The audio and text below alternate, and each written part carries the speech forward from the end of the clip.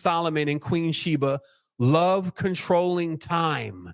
And what that's a specific reference to is that Solomon in his magic, he ended up taking on or basically breeding in his bloodline with the Ethiopians, right? Because Sheba wasn't her name. Her name was Makeda. So they're calling her the Queen of Sheba as another code word to let you know that Solomon and his whole camp went into Ethiopia, or which we could call Nubia, and mixed his bloodline in with the lions. Okay, because all of them over there, they're lions or snakes, just like Yalda Baal. They're lions or snakes, right? And so he mixed in his bloodline, and then he became a part of that bloodline. That's how Solomon becomes a part of the old traditions. He becomes a part of the Bible and Amun and all of his stories. Solomon becomes equally entwined in that, along with Moses and David. So they bringing you all of these names and stuff, but you're not really looking at that. David is Dravid or the Dravidian. You know, Solomon is Sol. This is actually a specific group of specific brotherhood. And then they basically make a treaty or a pact of some type with the Ethiopians or Sheba. And then in that pact, it must be sealed by a child, because a marriage is sealed by a child, not through a man with paperwork on an altar. And then when they seal this marriage, they birth this child named Menelik, who's Moloch or MLK, and he takes the ark from Solomon. Remember, Menelik, the promise that Solomon gave to Menelik, his son, is that he would take his ark. And supposedly the ark still rests in Ethiopia today. But then the story continues that Solomon also had pissed off Asmodeus. And this is because Asmodeus was the original ruler of all of that kingdom. Then, like, now we're seeing it as Judaism, we're seeing it as the Israelites. All of that was all Asmodeus and Ahriman stuff. So they had spite against Solomon, and they knew that Solomon built this temple with demons. And so when he passed on, he left his body. So this is how it works. Cultism is weird. Solomon, when he passed on, he left a statue of his body in front of the temple. Because the demons were in stone also, they figured that Solomon was still alive. But then they say Asmodeus, and all this is a riddle, was chewing on the staff of the bottom of this statue and caused the whole statue to fall over. When the statue fell over, all the demons in the temple realized that Solomon had passed on and moved on to another plane. And they folded out into the earth. And they're also known as Freemason. Freemason is their term. It's like the same word that they're using in Dune when they call in the Freemans. Right? So it's a Fremen is the word. And a Fremen is basically a certain type of elvish entity. So all the Fremens like spread out into the world. And the ones that they have under their control are the Freemasons. So contrary to, like, people think that the Freemasons control demons, that ended after Solomon. That was all Solomon's ark and all the shit that he built with the ring that controls them all. But Solomon also is more like a Sauron character. You see what I mean? Like Sauron in the Lord of the Rings and all of the tower and all of the weird building of Mordor and all, that's Solomon they're depicting.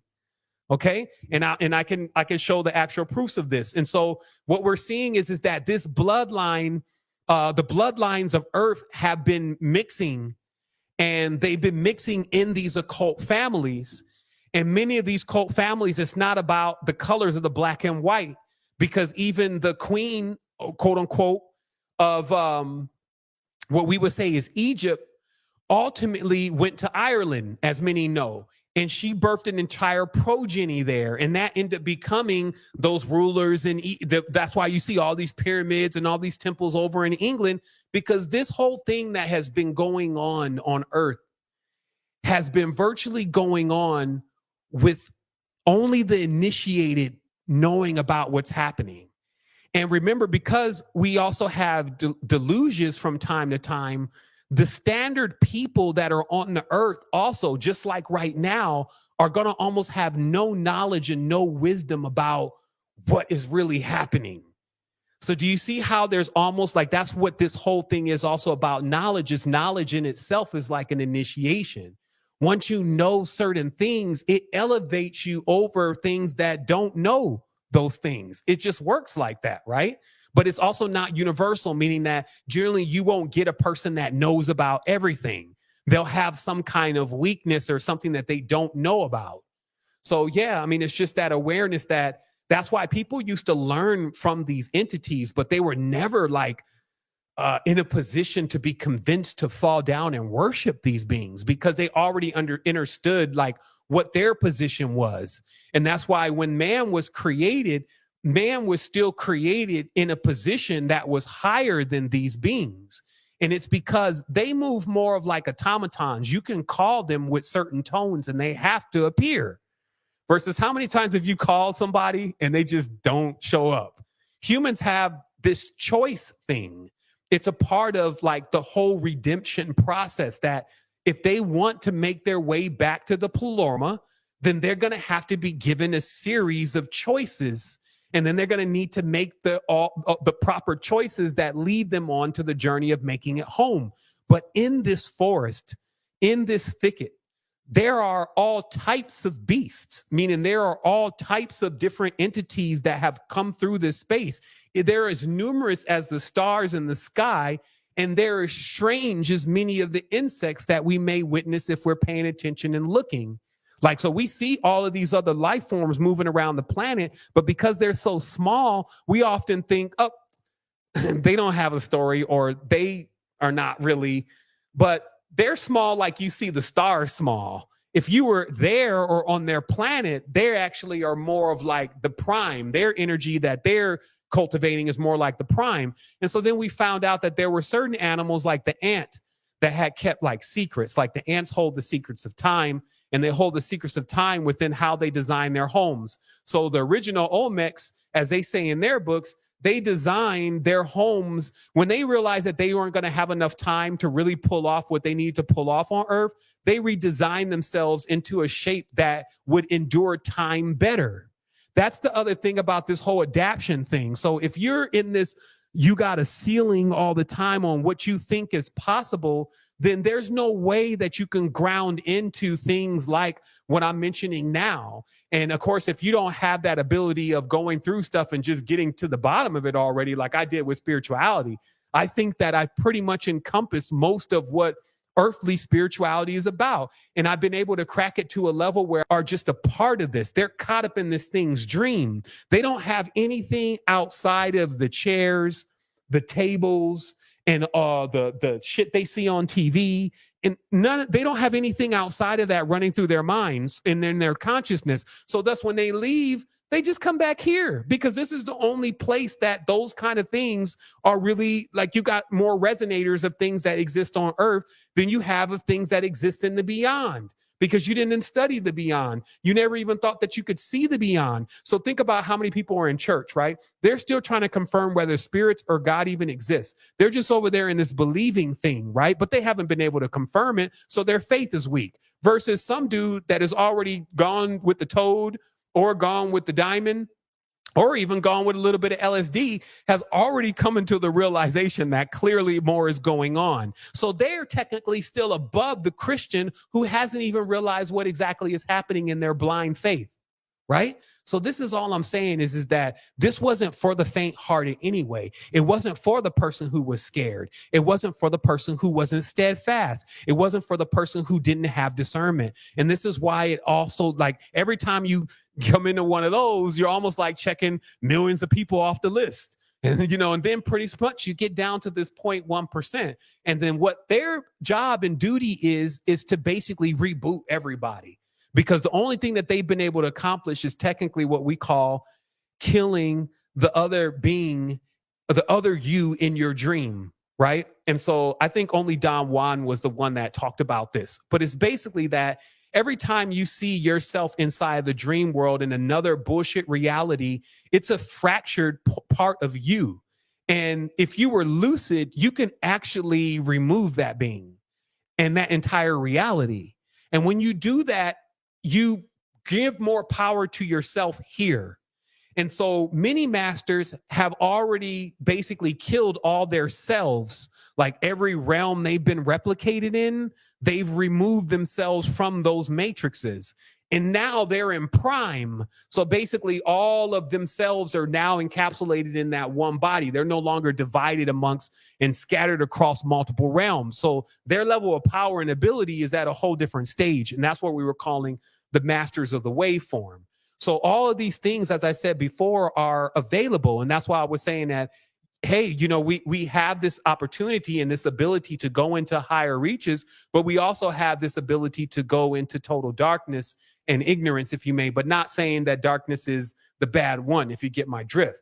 And so at the end of the day, I'm just like, I can only do my term here, because that's another thing, is that I was like, in coming into this knowledge, that I'm ready to leave and I'm ready to move on, and that people are stupid and Earth's never going to get it. And, you know, I would even see people as negative because they were always doing negative things to me, or things that I felt were hurting the Earth and the planet. And I took a lot of that personal until I started realizing more about what's actually really happening here. And that the only damage that most people are really doing is to their DNA and to themselves, and they pass it to their kids. And this is continuously happening because, see, the thing is, and that's why I love when Brother Rich named it Infinity Matrix. I was like, man, I know we're going to do this. Because that's exactly what it is. Because every time any kind of soul, I don't care how large it is, precipitates, which I call the participation, meaning you die, technically, your soul comes up out of your body like an ember.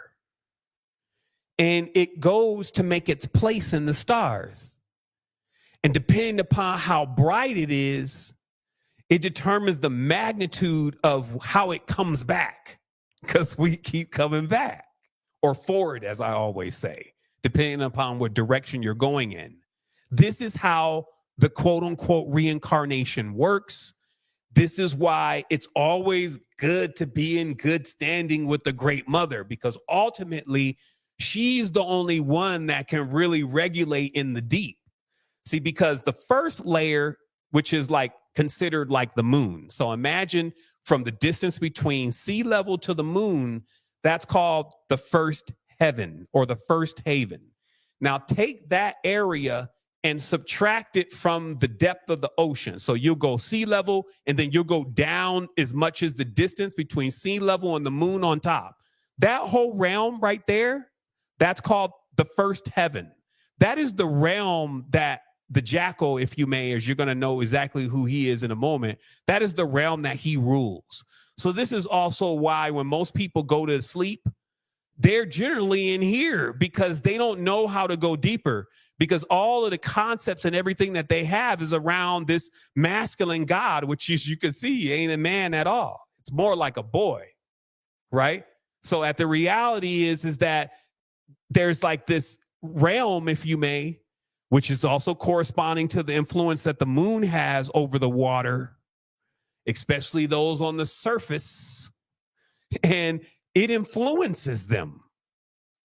So it was known that really the higher that you ranked up, if you may, on your spine, you would pass through beyond the moon, who was the lowest one. The moon is also corresponds to your sexual organs. It's the first ladder.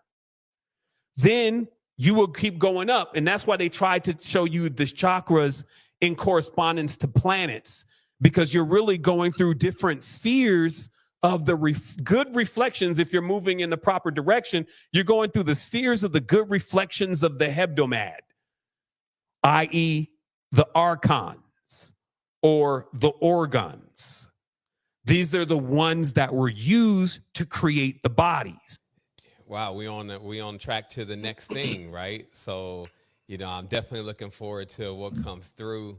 You know, respect and honors to the kings and queens that have, and the nobles that have showed up into the space, and, you know, are just here to, you know, really dial in and really get something special together. So I'm excited about the collective energy that's coming. It was building in the beginning. It was getting me, like I said, it was getting me sick. I was like, you know, the butterflies was in full metamorphosis, you know, because your audience, the tribe here is just, you know, it's so incredible. Lots of positivity. Like I couldn't find a negative comment. You know, I was like, I stopped reading comments just so I didn't get a negative comment. I was like, good, I'm good on this. But yeah, just, you know, delighted to be in the space. I know many have been looking forward to when we get a chance to come into orbit with each other again. So Indeed. yes. Indeed. Also, shout out to the chat. Y'all very important to what's going on. This couldn't happen without y'all. So you gotta, applaud yourself for being in the building tonight. And remember, your genes, your body's listening to everything you say to yourself. So, it's okay to salute yourself. It's okay to talk to yourself positive. And that's what this is all about tonight. Also, shout out to Q Reeves in the building, brother. I haven't interviewed this brother in a while. Also, that's another brother that's out there on the scene doing what he do. Shout out to that brother. Seven. They say there's so many different paths to the light. You are a path. I've interviewed so many great people. I appreciate what you bring to humanity, the lessons, the teachings. You take this very serious, and I love when somebody's passionate about what they do. And I could definitely feel that. I don't hear that in your voice. I definitely feel that when you speak, my brother. So I want you to know I appreciate your passion for this universal knowledge that you share with the rest of the globe, my brother. I want to start out like that. Thank you. And with that being said, my brother, it's an amazing topic. I named it Melanin Time Travelers. That grabs the audience. They say time is thought. I hear some people say time is the fifth element. Time is the process, this divine mind uses to understand itself, they say. I like to relate this information because I don't want people to think we're in here for entertainment or for mental masturbation. And sometimes I like to use things going on in society and relate it to ancient knowledge and tie it together so we could solve problems we're having in this current paradigm using ancient knowledge. So one of the things that's one of the biggest problems right now in this world right now, Seven, is mental illness. Not only mental illness, childhood trauma. A lot of the mental illness is triggered by childhood trauma that we all experience. And we all have different levels of childhood trauma, whether it's abuse, whether it's molestation, whether it's neglect, whether it's abandonment, just different levels of childhood trauma. What I want to ask you, my brother, starting out with talking about this topic, there's so many directions to go, whether it's multi-dimensional nature, and I want people to keep that in mind, or whether it's parallel universes or just so many things. But I want to start out by talking a little bit about the negative confessions, also known as the Egyptian Book of the Dead. So this is a list of 42 sins which the soul, and we all know what the soul is, of the deceased says that he has never committed when it stands in judgment in the afterlife. The soul will recite these in the presence of the God who weighed their truth and decided one's fate.